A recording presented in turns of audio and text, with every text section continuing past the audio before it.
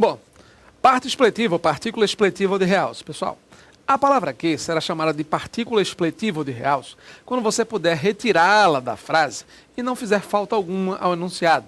A palavra que está só enfeitando, está só dando realce, intensificando um pouco mais o sentido de uma determinada expressão do texto. Veja só, imagine que eu diga assim: eu que consegui terminar o trabalho. Eu posso dizer simplesmente eu consegui terminar o trabalho. Percebeu? Então, se eu retiro a palavra que e não serve para nada, não fez a menor falta para o contexto mesmo, se você percebe que ela pode sair da frase tranquilamente, mas que de algum modo na frase ela confere um valor de ênfase, de destaque, é outra coisa. Veja se você nota uma pequena diferença aí na pronúncia de duas frases que eu vou falar para você agora. Presta atenção. Eu fiz o trabalho. Eu estou só afirmando, não é verdade? Estou só dando uma informação para você, beleza? Mas se eu disser assim, eu é que fiz o trabalho.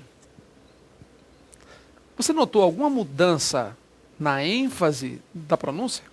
Na forma como eu falei? Eu fiz o trabalho. Eu é que fiz o trabalho. Note que quando eu utilizei a expressão é que, e é muito comum isso, essa expressão é que tem função expletiva, tem função de realce. Eles é que fizeram tudo, você não. Percebeu? Eu é que não vou fazer isso. Eu posso dizer, eu não vou fazer isso. Eu é que não vou. Esse é que aí, quando aparece na frase, tem uma função de destaque, de ênfase, a chamada função expletiva. Entendeu agora o que é função expletiva?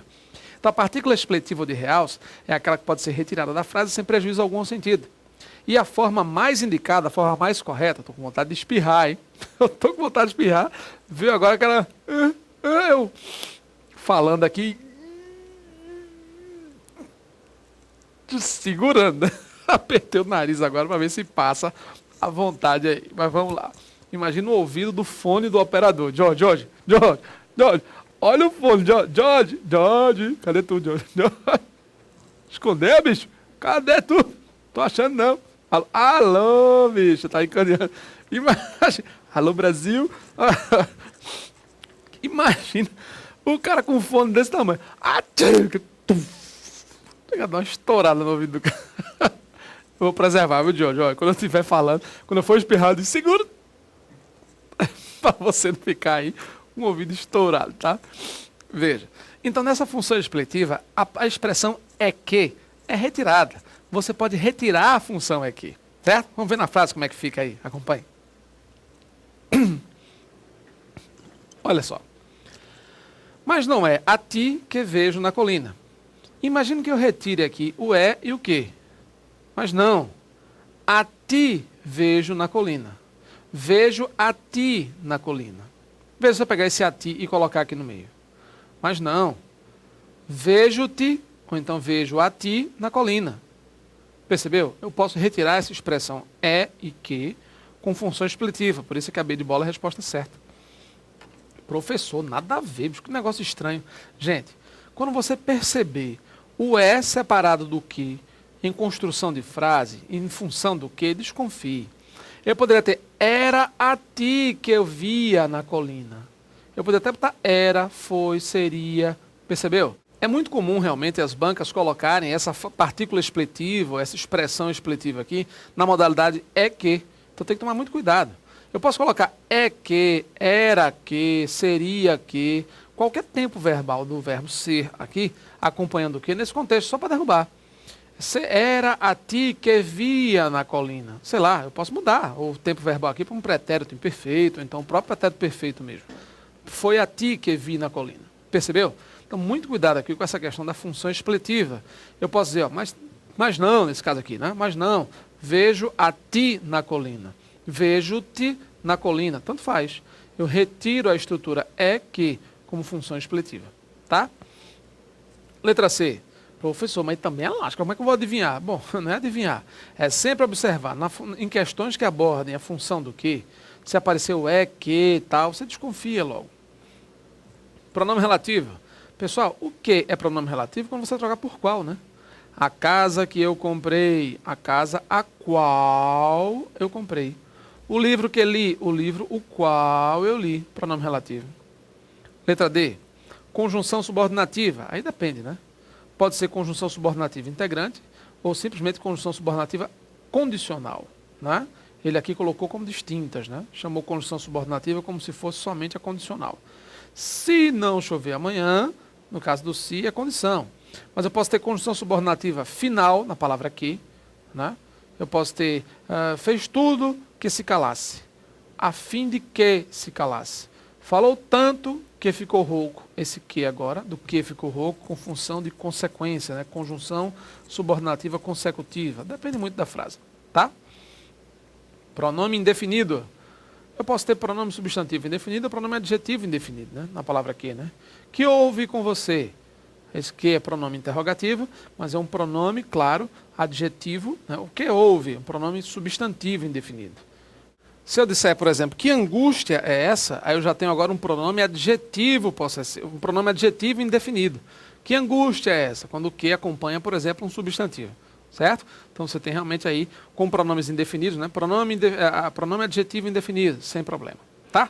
Questão 24. Portanto, resposta certa, letra B de bola. Vamos lá. Questão de número 25. No verso 15, olha só. Qual esquina dobrei as cegas, né? No verso 15, a expressão as cegas recebe acento indicativo de crase. Não é nem indicativo de crase, né? É um acento grave, porque não há crase aqui. Locução adverbial feminina não ocorre crase, né? O que ocorre é o uso do acento grave. Por se tratar de expressão adverbial feminina, certo? Expressões adverbiais femininas recebem o acento grave, mesmo que não haja ocorrido a crase, certo? A crase é a fusão de A mais A, não é o caso aqui. Assinar a alternativa em que ocorra inadequação à norma culta no tocante à presença ou à falta do acento grave. Vamos lá.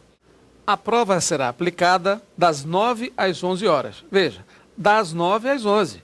Eu tenho aqui o uso do acento grave tranquilamente, porque o das admite e mostra, evidencia a presença do artigo, percebeu? Das 9 às 11. Não é de 9 às 11, né? Então, muitos gramáticos já atestam um pouco essa existência, essa coisa aí, né? Já atestam um pouco essa realidade. A prova será aplicada das 9 às 11, então das 9, o artigo aqui presente, então o acento grave tranquilinho. Letra B. Sempre me refiro a Ipanema da minha infância. Eu volto, quem se refere a, lembra? Lugar, nome de lugar. Se você voltar de, nada de crasear. Se você voltar da, crase obrigatória, não é isso? Lembra? Se eu volto da, craseio a. Se eu volto de, crasear para quê? Não é assim? Lembra aquela história? Então, ó, sempre me refiro a Ipanema da minha infância. Eu especifiquei o lugar. Eu volto da Ipanema da minha infância. Tudo certinho, tranquilo. Emprego adequado do acento grave. Na letra C. Quando os tripulantes do navio chegaram à terra, todos ficaram aliviados. Olha só. Marcelo, mas quem chega não chega a algum lugar? Mas a palavra terra está no sentido de chão firme, de bordo, de bom bordo e tal, aquela coisa toda, não é isso? Os tripulantes desceram do navio, chegaram à terra. Terra, sinônimo de chão firme, não pode haver crase, é um caso particularíssimo. Também está correto. Letra D. A secretaria funcionará de segunda a sexta. Opa, bronca. De segunda a sexta, pessoal, de janeiro a junho deste ano, de segunda a sexta, de domingo a domingo, de 15 a 20 de abril, diante de dias da semana, diante de meses, diante de datas, nada de acento grave, gente. Nada de acento grave. Não pode. Expressões com mesma função sintática. Essa regra, ela se associa um pouco àquela regra que você conhece, diante de palavras repetidas. Tem aquele negócio? Cara a cara, face a face, com função adverbial. São expressões que têm função adverbial.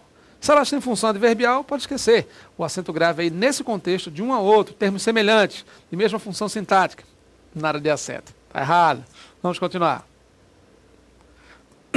Olha aí.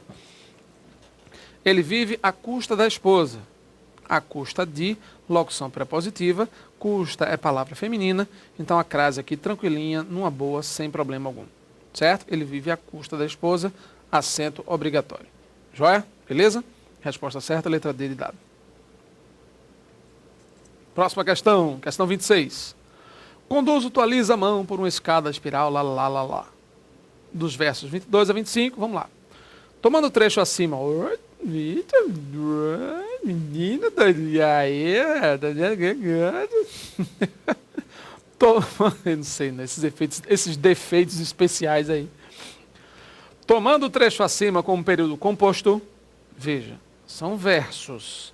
Mas ele está supondo, ó, se o período for composto, lembra o período composto? Lembra não? Período simples, período composto, lembra a diferença? Período simples é aquele que possui apenas uma oração. Período simples, uma oração, ou seja, um verbo ou uma locução verbal. Ele estuda bastante. Um único verbo, estuda. Período simples, oração absoluta. Ele está estudando bastante. Mesmo que eu tenha dois verbos aí, formando uma locução verbal, claro, por formar a locução, eu vou caracterizar como período simples, oração absoluta. No caso do período composto, eu tenho duas ou mais orações, dois ou mais verbos. Ele chegou em casa e foi se alimentar, foi jantar. Entendeu? Período composto, que pode ser por coordenação ou por subordinação. Período composto por coordenação, orações coordenadas, orações independentes. Período composto por subordinação, oração subordinada, orações dependentes umas das outras. Aquela história lá de orações adjetivas, orações substantivas e adverbiais. Entendeu? Vamos dar uma olhada aí, acompanhe. Olha só. Conduzo, tu alisa a mão por uma escada espiral e no alto da torre exibo-te o varal onde balança ao léu minha alma. Imagine, ó, isso aqui é um período composto. Então, ele está dizendo que o ponto seria colocado aqui. Certo? O ponto final aqui. Beleza. Quantas orações eu tenho aqui? 3, 4. Conduzo, uma. Conduzo, tu alisa a mão, um verbo, uma oração. Conduzo, tu alisa a mão por uma escada espiral e no alto da torre exibo-te, dois verbos. Não é isso? Você tem aí dois verbos. Exibo-te o varal, onde balança, 3 verbos. Balança ao léu, minha alma. Pessoal, 3 verbos bem posicionados. Um verbo, 3, não é isso? 3 verbos. Se são 3 verbos bem posicionados, 3 orações. Então, no primeiro momento, 3 verbos, 3 orações. Nada de 4, nada de 2. Eu descarto logo CDE. Pela simples contagem de verbos, gente. 3 verbos, 3 orações. Letra A ou letra B. 3 orações, sendo 2 subordinadas ou sendo uma subordinada. Gente, primeira coisa, se eu tenho 3 orações, vamos lá. Eu posso ter, claro, é um período composto, mas pode ser por coordenação, por subordinação ou até um período misto, né? Um período composto por subordinação, de repente um período misto. Vamos lá. Conduzo, tu alisa a mão por uma escada espiral e no alto da torre exibo-te o varal. E, conjunção coordenativa aditiva. Se é uma conjunção coordenativa aditiva, essa oração, e no alto da torre exibo-te o varal, ela é coordenada sindética aditiva em relação à primeira oração. Ela é coordenada sindética aditiva em relação à primeira. A primeira oração é a oração coordenada assindética em relação à segunda. Onde o varal, onde balança ao léu. Onde, em que, no qual, esse onde é pronome relativo. Ele apresenta uma oração subordinada adjetiva restritiva. Oração subordinada adjetiva. Toda oração adjetiva, toda oração subordinada exige uma oração principal, não é isso? Se é a oração subordinada, no alto da torre exibo-te varal, onde balança. A segunda oração, ela é coordenada sindética aditiva em relação à primeira, e ela é uma oração principal em relação à segunda.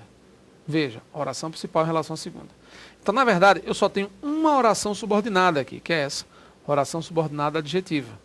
E eu tenho uma oração coordenada que funciona tanto como coordenada sindética da primeira, como oração principal da segunda. Ficou complicado esse negócio? Resposta certa aí, deixa eu logo marcar esse negócio. Resposta certa, letra B de bola. 3 orações, uma delas é subordinada. Ficou complicado, né?